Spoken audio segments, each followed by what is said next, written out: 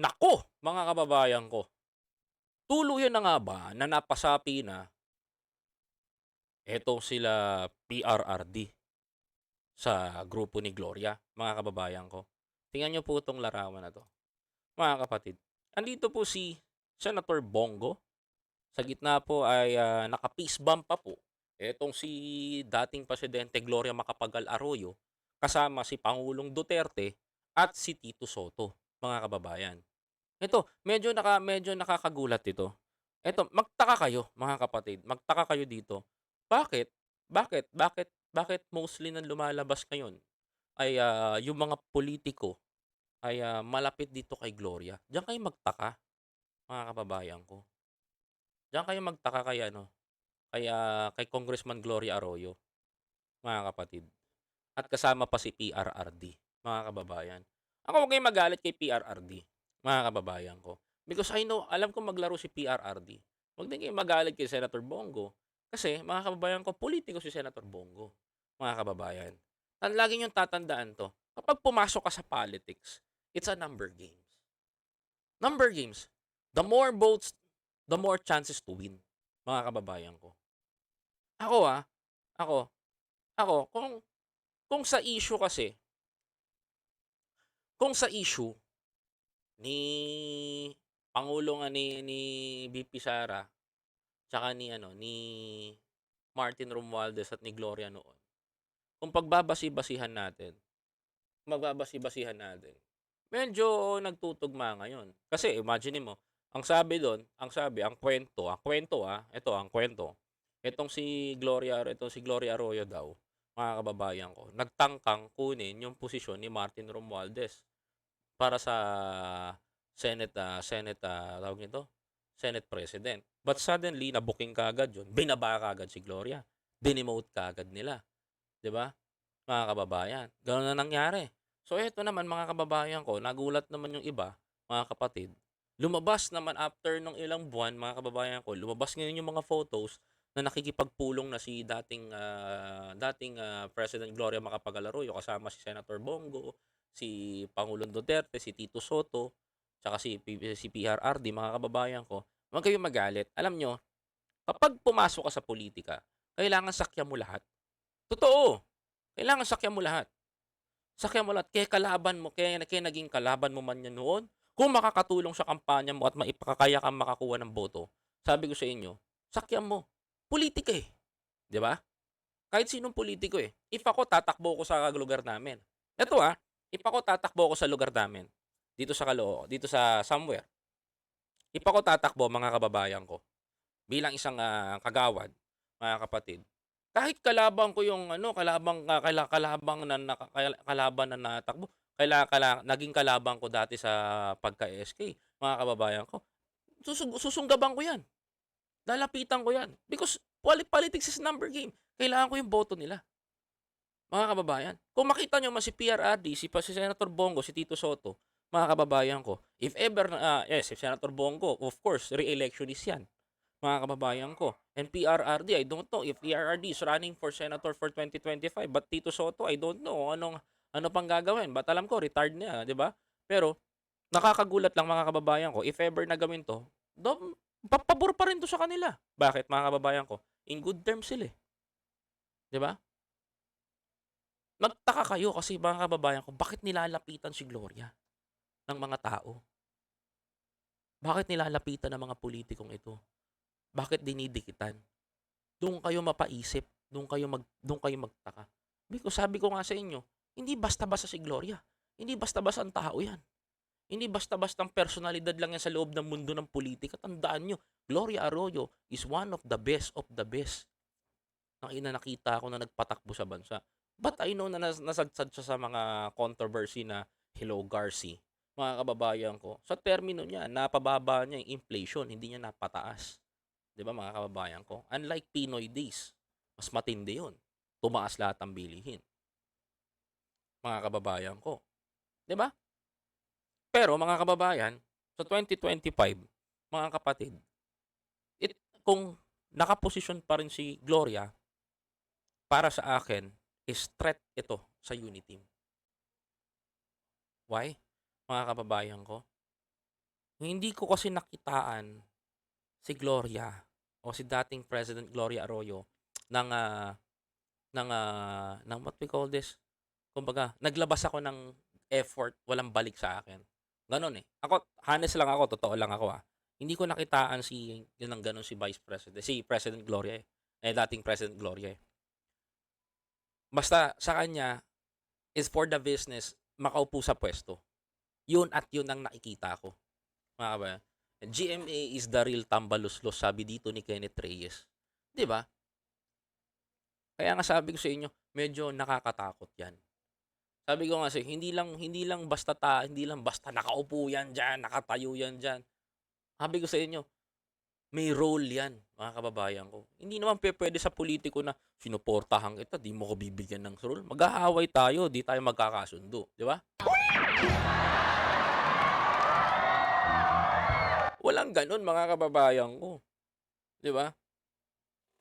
Kita mo, 'di ba, nung nanalo nga si Pangulong Bongbong Marcos, 'di ba? Oh, ang daming nagangad sa posisyon, may mga nanumbat pa ng mga naitulong, 'di ba? May mga nagsalita pa. Gano'n talaga, mga kababayan ko. Diyan yung mga ano, eh, yan yung mga nangyayari na makatotohanan talaga, mga kapatid. Anyway, ano, may mga galamay na gumagalaw, 'yan, patago. Correct, Ma'am Rachel Dakay. Sabi sa inyo, Gloria, hindi basta-basta 'yan. Kaduda-duda at napapansin din natin. Sabi ko nga sa inyo, it will be a threat. Alam niyo kung paano ko nasabing threat? What if kung kaalyado ni Gloria lahat ang makapasok sa Senate? Mag-isip kayo. Oo, mag-isip kayo. What if kung kaalyado ni Gloria ang makapasok sa Senate? Kunin niyo yung sinabi ko. Susuportahan ka niyan. Popondohan ka niyan. Hindi ko sinisiraan si Gloria, hindi ko sinisiraan. Hindi ko sinisiraan dito. Pero, what if makapasok 'yan? Can you imagine, mga kababayan ko? Hindi ko naman sinabing magbabakbakan sila, but mga kababayan ko, masakit man sabihin, may tulog. Oo, may tulog talaga. May tulog talaga 'yan, mga kababayan ko. May tulog tayo diyan. Hindi birong tao 'yan. Akala nyo gaganyan-ganyan, pero talagang masasabi ko na one of the powerful person na makikilala mo. Tahimik gumalaw, 'di ba? Dita Cherry Hidalgo. Correct, 'di ba? Tahimik lang gumalaw 'yan pero nakakasugat 'pag dumali 'yan, 'di ba?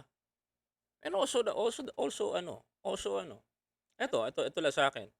Kailangan mga kababayan ko, ngayon pa lang maghanda na tayo for the 2025.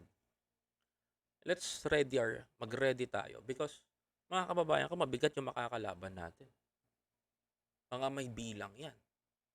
Kasi, mga kababayan, for example, makalusot ang isa sa mga si Lenny, makalusot, unti-unti na 'yan. Unti-unti na 'yan. Uunti-unti nila 'yan. Bakit? Gagamitin na nila yung pera ng taong bayan para kumilos.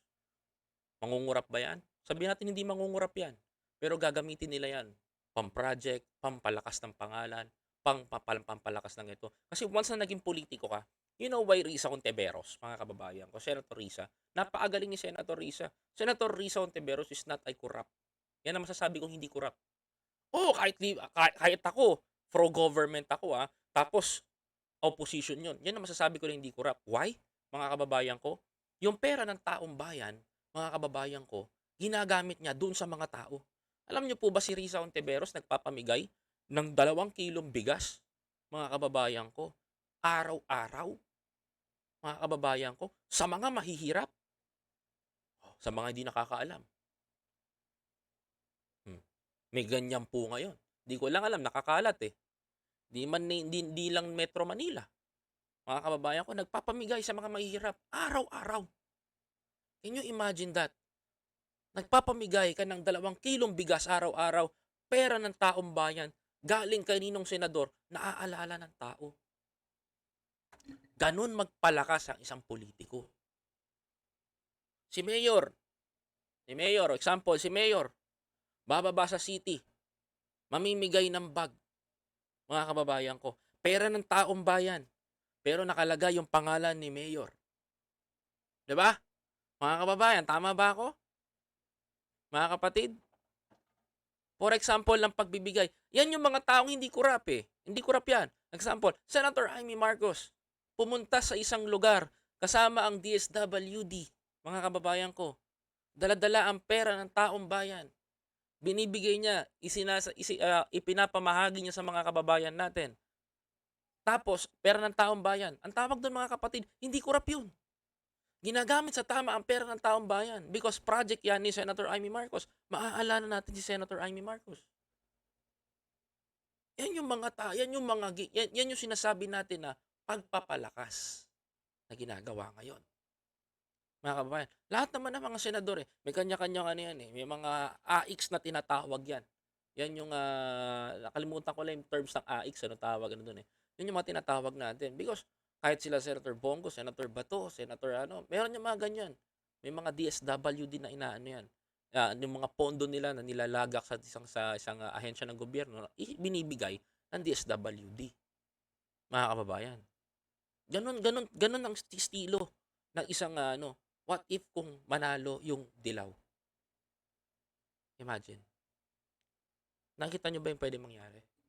Ganyan ang gagawin nila. Oo, hindi mangungurap yan. Hindi mangungupit yan. Pero magpapalakas yan. Sabi ko sa inyo, politics is number game. Ngayon sa Senado, 24 ang 24 ang senador, isa ang opposition.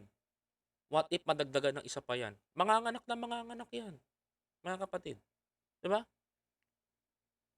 PH Nation, okay na si Senator Amy kaya lang panay dikit kaya Maudigs. Kaya yung ibang loyalist nagdadalawang isip. Anyway, sasagutin ko yan mga kababayan ko. Sagutin ko to, PH Nation. Sagutin ko yan. So, tapusin ko lang to. Pinin ko. Pinin ko. Ako lang, sa akin lang, mga kababayan ko. Kung matitiis nyo ba na makakabalik pa ba sila sa lipunan na para sa akin, ayoko nang bumalik sila eh. Because kapag bumalik lang yung mga yan, mga kababayan ko, madala na kayo. Wake up. Wake up mga kababayan ko. Wake up. Some of the politician, ibang politician ngayon, yung ibang politician ngayon, aminin natin, mga kapatid, na yung iba dyan for tulong. Yung iba dyan para sa puso. Makikita nyo naman sa ginagawa sa trabaho nila kung paano sila mambusisi. Ba't yung iba dyan pala muti lang? Mga kababayan. Kaya maging mapanuri tayo sa taong iboboto natin. Mga kapatid. Kahit sa baranggayan, maging mabusisi kayo ngayon. Kaya sabi ko sa lahat ng mga Pilipino, yan ang gusto kong malaman ninyo. Mga kababayan ko. Okay.